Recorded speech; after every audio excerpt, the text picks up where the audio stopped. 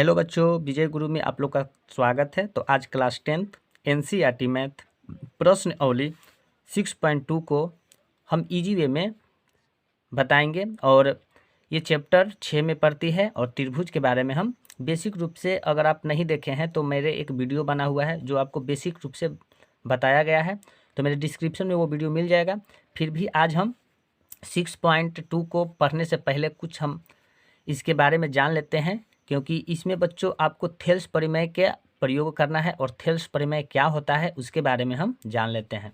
तो बच्चों थोड़ा वीडियो को गौर से देखिएगा कि थेल्स परिमेय को किस प्रकार हम लोग यूज करते हैं और इसमें क्या इसका भूमिका रहेगा। तो चलिए पहले हम बेसिक चीज़ें इसमें भी जान लेते हैं ताकि हम लोग को ये बनाने में कोई परेशानी ना हो। ओके, तो किताब को थोड़ा साइड कर लेते हैं। तो देखो बच्चों, पहले हम जान लेते हैं, अपने पास एनसीईआरटी किताब जरूर रखें बच्चों मैथ का। देखो बच्चों, परिमेय 6.1 को हम कहते हैं थेल्स परिमेय। क्या कहते हैं? थेल्स परिमेय। ओके, इसी को हम क्या कहते हैं? थेल्स परिमेय कहते हैं। तो थेल्स परिमेय क्या कहता है कि एक त्रिभुज लेता है, ये एक हमने त्रिभुज पारा। ओके, ये हमने एक त्रिभुज पारा, इसे नाम रख दिया ABC। ओके, इसे हम क्या रखें? ABC हम नाम रखें। तो बच्चों, अगर आपके पास कोई एक त्रिभुज है, मान लीजिए कि अगर आपके पास कोई त्रिभुज है और त्रिभुज के किसी भी एक रेखा के समांतर एक दूसरी रेखा है, मान लीजिए कि ये हमारा एक रेखा है और एकरे समांतर एक रेखा और है, इसके समांतर ये हमारा एक और रेखा खींचा गया है इसके समांतर। तो देखो बच्चों, ये हमारा A है, B है, C है, तो इसको नाम रख देंगे D और इसे नाम रख देंगे हम E। इसी को हम समांतर कहते हैं। तो इसे ऐसे भी लिख सकते हैं, यदि BC जो होगा किसके समांतर होगा? तो BC जो होगा DE के समांतर होगा। क्या होगा? DE के समांतर होगा। ये इसके समांतर हो गया। ओके, तो अब बच्चों कहता है थेल्स क्या कहता है? अब थेल्स कहता है कि जब तू समांतर हो गया तो AD अब बाटा DB ये किसके रूप में विभक्ति करेगा? तो ये कहता है कि हम करेंगे अनुपात के रूप में। अनुपात कहे तो बाटा के रूप में। अब हम इसे भी हम बराबर करेंगे। ये थेल्स परिमेय कहता है। तो देखो बच्चों, थेल्स परिमेय क्या कहता है अब कि जब तू समांतर हो गया, BC समांतर DE के हो गया, तो अब अनुपात के रूप में भी समांतर हम प्रूफ करके बताएंगे कि ये भी हमारा एक बराबर है। ओके, तो देखो बच्चों, AD जो होगा A और D, तो AD हमेशा क्या होता है? AD बटा DB ये अनुपात के रूप में होता है। किसके रूप में होगा? अनुपात के रूप में। तो ये जो होगा AB जो होगा यानी किसके बराबर होगा? यानी AC के होगा।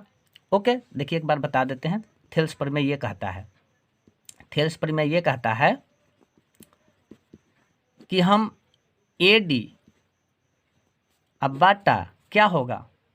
DB किसके बराबर होगा? यानी AE अब बाटा EC के बराबर होगा। EC के बराबर होगा। ये थेल्स परिमेय कहता है। ओके, तो यही आपका 6.1 में थेल्स परिमेय यही कहता है कि जब तू समांतर हो गया तो हम अनुपात में भी क्या होंगे? बराबर होना चाहिए। ओके, तो क्वेश्चन में अब आते हैं बच्चों। ज़्यादा क्वेश्चन को अगर बेसिक रूप जानना है तो हमें पिछले वीडियो जो बनाया था उसमें आपको एकदम डिटेल में मिल जाएगा। ओके, तो इसमें अब चलते हैं बच्चों। कह रहा है कि आकृति हमें दे रखा है, आकृति 6.17 फर्स्ट और सेकंड में DE समांतर जो है BC है और फिर एक में दे रखा है कि EE और दूसरा है A में AD ज्ञात करना है। ओके, बात समझ रहे हैं? देखिए ये हमारा आकृति 6.17 है और इसे हमें समांतर भी के रूप में दर्शाना है और अनुपात के रूप में भी बराबर लाना है। तो हमें इसमें बच्चों कह रहा है कि AD जो है, AD हमें दे रखा है 1.5 सेंटीमीटर और DB हमें दे रखा है क्या? 3 सेंटीमीटर और AE हमें दे रखा है 1 सेंटीमीटर। तो हमें ज्ञात करना है क्या? E और हमें EC को ज्ञात प्राप्त करना है। तो चलिए किताब को साइड रखते हैं और समझना इसे चालू करते हैं। तो देखो बच्चों, ये एक्सरसाइज 6.2 का है। तो हमने एक त्रिभुज लिया, ये किताब में खुद दे रखा है। ओके, ये हमने त्रिभुज लिया। ओके, इसे नाम रख दिया ए बी सी। ओके, इसके समांतर यहाँ पर नाम रखते हैं इसको डी और इसे नाम रख दे दिए ई। ओके, अब क्या है, ए डी हमें कितना दे रखा है किताब में 1.5 सेंटीमीटर, ये हमें किताब में दे रखा है। और डी बी हमें क्या दे रखा है, तो डी बी हमें दे रखा है 3 सेंटीमीटर। ओके ओके, और ए ई हमें क्या दे रखा है, तो ए ई हमें दे रखा है 1 सेंटीमीटर। तो हमें ज्ञात करना है ई सी, हमें ज्ञात करना है क्या, ई सी हमें ज्ञात करना है। ओके, तो पहले दिया है उसको पहले हम लिख लेते हैं। ओके, तो देखो बच्चों समांतर पहले देख लेते हैं। तो बी सी यानी बी सी क्या होगा, बी सी होगा किसके समांतर होगा, तो बी सी जो होगा डी ई के समांतर होगा। किसके समांतर होगा, डी ई के समांतर होगा।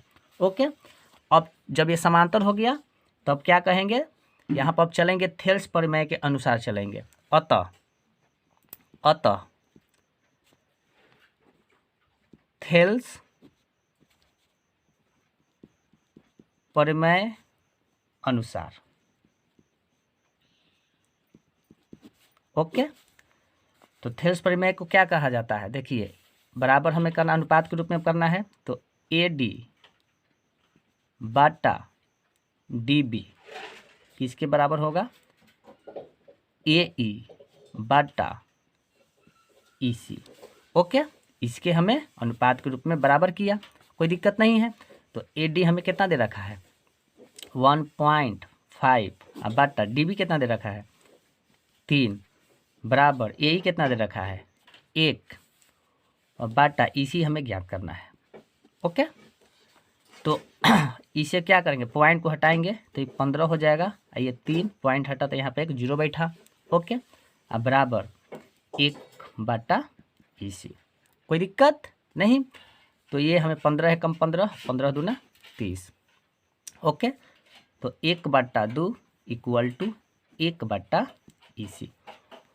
अब तीसरा तीसरी गुना करेंगे, क्रॉस मल्टीप्लाई में है, तो ई सी में 1 से गुना करेंगे तो ई सी होगा, और 2 में 1 से करेंगे तो 2 होगा। यही हमारा ई सी का मान प्राप्त चल गया, कोई दिक्कत नहीं है। तो यहाँ पर ई सी कितना आ गया है हमें 2, तो यहाँ पर 2 सेंटीमीटर हो जाएगा।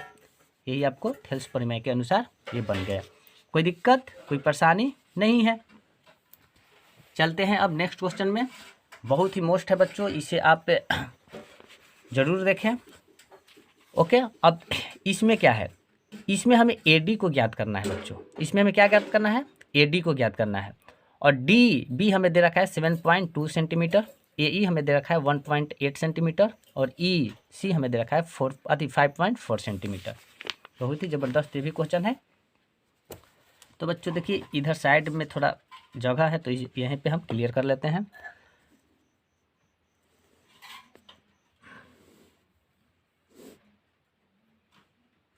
ओके, यहाँ A B C D E.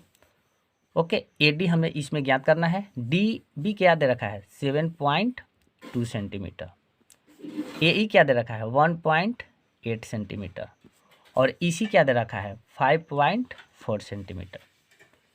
Okay, हमें ज्ञात करना है क्या, तो बच्चों ज्ञात करना है हमें ए डी, हमें ए डी यही चीज़ को ज्ञात करना है। ओके, तो दिया है वो पहले हम लिख लेते हैं क्या है, हमें समांतर करना है पहले। तो बी सी किसके समांतर होगा, बी सी जो होगा डी ई के समांतर होगा, डी ई के समांतर होगा। जब समांतर है तो हमें क्या करना है, अब अतः लिखने पड़ेगा यहाँ पर बच्चों, अतः थेल्स प्रमेय के अनुसार चलेंगे। थेल्स प्रमेय, तो थेल्स प्रमेय अनुसार चलेंगे। तो थेल्स प्रमेय अनुसार क्या होगा, ए डी बटा क्या होगा डी बी इक्वल टू ए ई बटा क्या होगा ई सी होगा। ओके, तो ए डी इसमें हमें ज्ञात करना है, तो ए डी को ए डी में ही रहने देते हैं। अब बटा डी बी क्या है 7.2 है। ओके, ए ई क्या है 1.8 है, अब बटा ई सी क्या है 5.4 है। ओके, अब चलते हैं। तो देखो बच्चों इसको क्या करेंगे, कैसे करेंगे अब बताइए। अब इसे हम इस प्रकार लिख सकते हैं, AD बराबर क्या होगा 1.8 गुने 7.2 बटा 5.4 बटा के रूप में आ जाएगा। ओके, बात समझ रहे हैं ना। तो अब देखिए AD इक्वल टू, देखिए बच्चों एक अंक के बाद पॉइंट यहाँ है, एक अंक के बाद पॉइंट है यहाँ है, तो पॉइंट से पॉइंट खत्म हो जाएगा, पॉइंट से पॉइंट क्या हो जाएगा खत्म हो जाएगा, तब बच जाएगा क्या 18 गुने 7.2 बटा 54। ओके, तो 18 एकम 18, 18 तिया 54। कोई दिक्कत कोई परेशानी नहीं है। तो AD बराबर क्या होगा 7.2 बटा 3 होगा। ओके, तो अगर आप इसे काटिएगा तो के बार में कट जाएगा, यानी 24×72, यानी हमें कट जाएगा 2.4 बार में ये हमें कट जाएगा। तो AD जो आ जाएगा हमें 2.4 सेंटीमीटर आ जाएगा। कोई परेशानी कोई दिक्कत नहीं हुआ। तो यहाँ पर हम AD की जगह पर लिख देंगे 2.4 सेंटीमीटर हमें आया। तो यही थेल्स परिमेय कहता है बच्चों। थोड़ा आप इसे गौर से कोशिश करना बच्चों, ये बहुत ही हमने इजी वे में बताए हैं ताकि आप लोग को कोई परेशानी ना हो। अगर थोड़ा सा भी प्रॉब्लम हो तो पीछे एक बार रिपीट करके ज़रूर देखें ताकि आप लोग को परेशानी दूर हो जाए। तो बच्चों यही आज की क्लास था, और आज हमने थेल्स परिमेय से ये हमने आती है क्या बोला जाता है, थेल्स परिमेय से हमने अनुपात और ये हमने समांतर करके बताए हैं ताकि आप लोग को कोई परेशानी ना हो। तो ये बहुत ही क्वेश्चन मोस्ट था। तो अगर वीडियो अच्छा लगा हो प्लीज़ तो लाइक सब्सक्राइब और अपने दोस्तों के साथ अधिक से अधिक शेयर करें, और बोर्ड की अच्छे से तैयारी करें, क्योंकि अब बोर्ड में मात्र बिहार बोर्ड वाले लोगों के लिए, बच्चों के लिए है कि 15 फरवरी से आपको एग्ज़ाम चालू होने वाला है। तो प्लीज़ इसे अच्छे ढंग से समझें और यहाँ से नंबर आप उठा सकते हैं। तो बच्चों मैथ में क्या होता है कि मैथ जो होता है नाटक की तरह होता है, इसे रूप बदल के ही बनाया जाता है। अब सेम तरीक़ा से मैथ नहीं बनेगा। अदर सब्जेक्ट नहीं है, अदर विषय नहीं है कि आप उसे रट्टा मार लें। मैथ में आपको कॉन्सेप्ट को समझना पड़ेगा, कॉन्सेप्ट के साथ चलना पड़ेगा, तभी मैथ में नंबर आप लोग उठा पाएंगे। तो बच्चों आप लोग के लिए जब इतना मेहनत कर रहे हैं तो आप इसे लाइक सब्सक्राइब एंड शेयर ज़रूर करें, और यहाँ से आप अगर कुछ सीखे हैं तो अधिक से अधिक शेयर करें ताकि अधिक से अधिक बच्चों तक जा पाए। ओके, तो जय हिंद, टेक केयर, अपना ख्याल रखिएगा।